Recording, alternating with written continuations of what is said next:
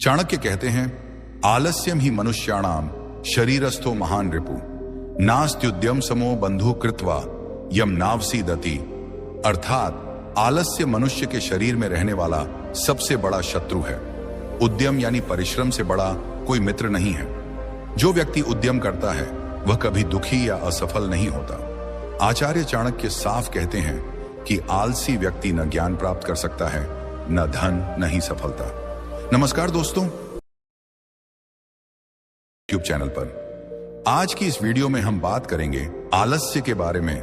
कैसे आलस्य मनुष्य के जीवन को बर्बाद कर देता है और इसे दूर करने के सरल लेकिन असरदार उपाय कौन कौन से हैं। दोस्तों, आलस्य वास्तव में एक बीमारी की तरह है जो इंसान के ज्ञान, धन और सफलता तीनों का नाश कर देता है। लेकिन अच्छी बात यह है कि इसे सही आदतों और सोच से हर कोई अपने जीवन से निकाल सकता है। तो चलिए शुरू करते हैं वीडियो। लेकिन उससे पहले आपसे एक छोटी सी गुजारिश है। अगर आपको भी इस तरह की वीडियो पसंद आती है तो आप कमेंट में सिर्फ चाणक्य नीति लिख दें। इससे हमें पता चलेगा कि आपको हमारी ये वीडियो सच में पसंद आ रही है। और हाँ, ऐसी ही ज्ञानवर्धक और प्रेरणादायक वीडियो देखने के लिए हमारे चैनल को सब्सक्राइब जरूर करें। तो चलिए शुरू करते हैं आज का सफर आलस्य से सफलता तक। एक समय की बात है, चाणक्य ने चंद्रगुप्त से कहा, चंद्रगुप्त, क्या तुम्हें पता है कि इंसान को आलस्य किस वजह से आता है? चंद्रगुप्त ने उत्सुकता से पूछा, आचार्य चाणक्य, मुझे तो बस इतना पता है कि आलस्य मेरे जीवन में एक बड़ी बाधा है। मैं कुछ भी करने की कोशिश करता हूं, लेकिन यह मुझे रोक लेता है। कृपया मुझे बताएं कि आलस्य क्या है, यह क्यों आता है और इसे कैसे दूर किया जा सकता है। चाणक्य ने मुस्कुराते हुए जवाब दिया, चंद्रगुप्त, आलस्य कोई शत्रु नहीं है जो बाहर से आता है, बल्कि यह हमारे अपने शरीर और मन की पैदावार है। आइए इसे एक कहानी के माध्यम से समझते हैं। कल्पना करो कि तुम एक युवा योद्धा हो जो साम्राज्य स्थापित करने का सपना देखता है, लेकिन आलस्य तुम्हें हर कदम पर रोकता है। आज हम इसी आलस्य के रहस्य को उजागर करेंगे। आलस्य के दो प्रमुख कारण होते हैं, लेकिन उससे पहले मैं आपको एक मजेदार कहानी सुनाता हूं, तो इस कहानी को तुम ध्यान से सुनो। एक गांव में एक मेहनती किसान रहता था जिसका नाम था हरिया। हरिया का खेत उसकी मेहनत का गवाह था। उसने अपने खेत में गेहूं की सुनहरी फसल उगाई थी जो अब पककर कटाई के लिए तैयार थी। लेकिन उस खेत के बीचों बीच एक छोटी सी गौरैया ने अपना घोंसला बना लिया था। उस घोंसले में उसके दो नन्हे बच्चे थे जो अभी उड़ना नहीं सीख पाए थे। गौरैया का नाम था चिरैया। वह रोज सुबह जंगल में भोजन की तलाश में निकलती और शाम को अपने बच्चों के लिए दाने लेकर लौटती। एक दिन जब चिरैया जंगल से लौटी, उसने देखा कि उसके बच्चे घोंसले में सहमे हुए बैठे हैं। उनकी छोटी छोटी आंखों में डर साफ झलक रहा था। चिरैया ने चिंतित होकर पूछा, क्या हुआ मेरे प्यारे बच्चों, तुम इतने डरे हुए क्यों हो? बड़े बच्चे ने कांपते स्वर में कहा, मां, आज खेत में वह किसान आया था। उसने अपने दोस्त से कहा कि कल वह अपने बेटे को फसल काटने के लिए भेजेगा। मां, अगर फसल कट गई तो हमारा घोंसला टूट जाएगा। हम अभी उड़ नहीं सकते। हम क्या करेंगे? चिरैया ने अपने बच्चों को प्यार से देखा और मुस्कुराते हुए कहा, चिंता मत करो मेरे बच्चों। किसान ने अपने बेटे पर भरोसा किया है, लेकिन मैं जानती हूं कि वह बेटा आलसी है। वह कल फसल काटने नहीं आएगा। तुम निश्चिंत रहो। चिरैया की बात सही निकली। अगले दिन सूरज उगा, दिन बीता, लेकिन किसान का बेटा खेत में नहीं आया। फसल वैसी ही लहलहाती रही और चिरैया के बच्चे अपने घोंसले में सुरक्षित रहे। कई दिन ऐसे ही बीत गए। चिरैया रोज जंगल से भोजन लाती और बच्चे धीरे धीरे उड़ने की कोशिश करने लगे। सब कुछ शांत और खुशहाल था। एक और दिन जब चिरैया जंगल से लौटी, उसने फिर देखा कि उसके बच्चे घबराए हुए हैं। अब क्या हुआ मेरे बच्चों? उसने पूछा। छोटे बच्चे ने डरते हुए कहा, मां, आज फिर किसान खेत में आया था। उसने कहा कि अब वह अपने बेटे पर भरोसा नहीं करेगा। कल वह मजदूरों को बुलाकर फसल कटवाएगा। मां, अब तो हमारा घोंसला सचमुच खतरे में है। चिरैया ने फिर से शांत स्वर में कहा, डरो मत मेरे बच्चों, किसान अब मजदूरों पर निर्भर है। लेकिन मैं जानती हूं कि मजदूरों को अपने काम से मतलब होता है और वे शायद ही समय पर आए। कल कोई फसल काटने नहीं आएगा। और वही हुआ। अगला दिन भी शांतिपूर्ण बीता। कोई मजदूर खेत में नहीं आया। चिरैया के बच्चे अब थोड़ा और बड़ा हो चुके थे। वे अपने पंख फड़फड़ाने की प्रैक्टिस करने लगे थे। चिरैया उन्हें प्रोत्साहित करती, बस थोड़ा और मेहनत करो मेरे बच्चों, जल्द ही तुम उड़ सकोगे। कुछ दिन बाद एक और शाम को जब चिरैया जंगल से लौटी, उसने देखा कि उसके बच्चे फिर से डरे हुए हैं। अब क्या हुआ? उसने पूछा। बड़े बच्चे ने कहा, माँ आज फिर किसान खेत में आया था, लेकिन इस बार उसने कुछ अलग कहा। उसने कहा, मैंने अपने बेटे और मजदूरों पर भरोसा करके बहुत समय बर्बाद कर दिया। अब मैं और इंतजार नहीं करूंगा। कल मैं खुद खेत में आऊंगा और फसल काटूंगा। माँ, हमें लगता है कि इस बार भी वह नहीं आएगा जैसे पहले नहीं आया।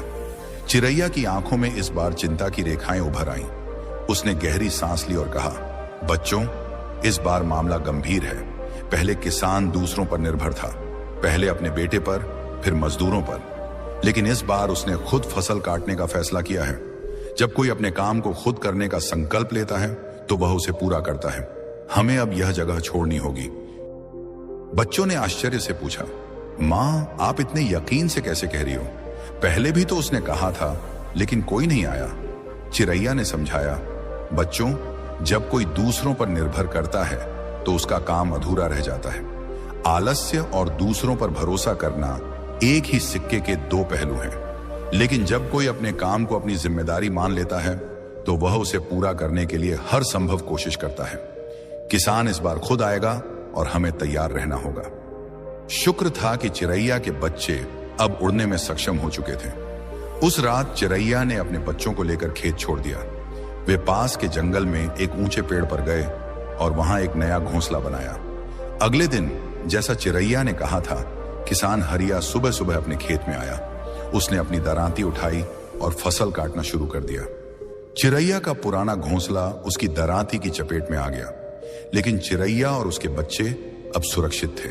चाणक्य ने समझाना शुरू किया, चंद्रगुप्त, आलस्य के उत्पन्न होने के दो मुख्य कारण होते हैं, पहला शारीरिक और दूसरा मानसिक। शारीरिक कारण हमारे शरीर की आदतों और क्रियाओं से जुड़े होते हैं, जबकि मानसिक कारण हमारे विचारों, विश्वासों और भावनाओं से।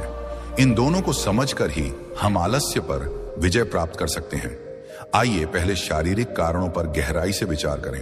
चंद्रगुप्त ने पूछा, आचार्य, शारीरिक आलस्य क्या है और इसके कितने कारण हैं? चाणक्य ने जवाब दिया, चंद्रगुप्त, शारीरिक आलस्य वह है जो हमारे शरीर की थकान, सुस्ती और ऊर्जा की कमी से पैदा होता है। इसके मुख्य कारण हैं गलत खान पान, जरूरत से ज्यादा खाना। चाणक्य ने आगे कहा, चंद्रगुप्त, आलस्य आने का एक और तरीका है जब कोई जरूरत से ज्यादा खाना खा लेता है। इससे शरीर में सुस्ती आती है क्योंकि पाचन तंत्र पर बोझ पड़ता है और सारी ऊर्जा पाचन में लग जाती है। कल्पना करो कि तुम एक भोज में हो और तुमने इतना खा लिया कि तुम्हारा पेट फूल गया। अब तुम काम करने के बजाय आराम करना चाहोगे। यही आलस्य है। आयुर्वेद में इसे अति भोजन कहा जाता है। शरीर को जितनी कैलोरी की जरूरत है उससे ज्यादा लेने पर अतिरिक्त ऊर्जा वसा के रूप में जमा हो जाती है और शरीर सुस्त हो जाता है। वैज्ञानिक रूप से ज्यादा खाने से इंसुलिन स्पाइक होता है जो थकान लाता है। यदि तुम योद्धा बनना चाहते हो तो भोजन हमेशा 80% पेट भरकर करो, 20% जगह पाचन के लिए छोड़ो। 2. गलत शारीरिक मुद्राएं। चाणक्य ने कहा, चंद्रगुप्त, हमारे बैठने, सोने और चलने का तरीका भी आलस्य को प्रभावित करता है। क्या तुमने कभी ध्यान दिया कि तुम कैसे बैठते हो? क्या तुम्हारी रीढ़ सीधी रहती है? क्या तुम सोते समय अपने शरीर को संतुलित रखते हो?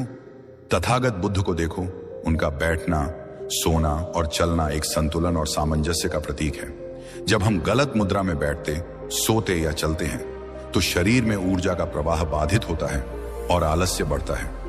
योग शास्त्र में आसन की महत्वता बताई गई है। यदि तुम कुर्सी पर झुककर बैठते हो तो रीढ़ पर दबाव पड़ता है जो मांसपेशियों को थका देता है। इससे आलस्य आता है। सही मुद्रा, रीढ़ सीधी, कंधे पीछे और पैर जमीन पर। सोते समय दाहिनी करवट लो ताकि पाचन अच्छा हो। समय, सिर ऊंचा और कदम संतुलित। 3. सुबह जल्दी ना उठना। चंद्रगुप्त ने कहा, आचार्य, मैं सुबह जल्दी नहीं उठ पाता। चाणक्य ने मुस्कुराते हुए जवाब दिया, चंद्रगुप्त, सुबह जल्दी उठने के लिए तुम्हें रात को समय पर सोना होगा। अनुशासन ही वह कुंजी है जो हमारे जीवन में संतुलन लाती है। लोग अनुशासन को बंधन समझते हैं, लेकिन वास्तव में यह हमें मुक्त करता है। जब तुम समय पर सोओगे और सुबह जल्दी उठने का संकल्प करोगे तो आलस्य अपने आप कम हो जाएगा। ब्रह्म मुहूर्त में उठना यानी सूर्योदय से 1 घंटे 50 मिनट पहले शरीर को ऊर्जा देता है। देर रात जागने से मेलाटोनिन हार्मोन बिगड़ता है जो आलस्य लाता है। सलाह, रात 10 बजे सो, सुबह 5 बजे उठो। इससे तुम्हारा दिन उत्पादक होगा। मानसिक आलस्य के कारण चाणक्य ने कहा, चंद्रगुप्त, अब मानसिक आलस्य पर आते हैं। आलस्य का सबसे बड़ा कारण हमारा मन है। इसके कारण है पुरानी गलत धारणाएं, गलत संगति, मन की स्पष्टता की कमी, ज्यादा सोचना, कार्य का कोई बड़ा कारण ना होना और लक्ष्य का ना होना। 1. पुरानी गलत धारणाएं। चंद्रगुप्त, हम अक्सर सोचते हैं कि हम पहले जो नहीं कर पाए वह अब भी नहीं कर सकते। यह गलत धारणा हमें आलस्य की ओर धकेलती है। तुम आज वही व्यक्ति नहीं हो जो तुम पहले थे। समय बदल चुका है, तुम बदल चुके हो। जब हम खुद को सक्षम नहीं मानते तो आलस्य स्वतः हमें घेर लेता है। यह धारणा बचपन की असफलताओं से आती है, लेकिन याद रखो, हर असफलता सीख है। सकारात्मक सोच अपनाओ। दूसरी, गलत संगति। कभी कभी आलस्य हम में नहीं होता, बल्कि हमारे आसपास के लोगों से आता है। यदि तुम आलसी लोगों के साथ समय बिताओगे तो उनके विचार और व्यवहार तुम पर असर डालेंगे। 3. ज्यादा सोचना भी आलस्य का एक रूप है। जब हम किसी काम पर जरूरत से ज्यादा विचार करते हैं तो कार्रवाई रुक जाती है। इससे आलस्य आता है। 4. लक्ष्य का न होना। चंद्रगुप्त, एक लक्ष्य का न होना, एक ऐसा लक्ष्य जो तुम्हें हमेशा काम करने के लिए प्रेरित करे, तो लक्ष्य विहीन होना भी आलस्य की वजह है। बिना लक्ष्य के जीवन दिशाहीन होता है और आलस्य घर कर जाता है।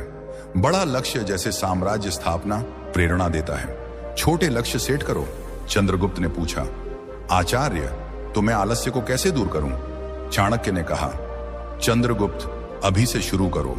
विचार बदलो, संगति बदलो, लक्ष्य स्पष्ट करो, शारीरिक आदतें सुधारो। याद रखो, स्पष्टता और बड़ा कारण हो तो आलस्य नहीं टिकता।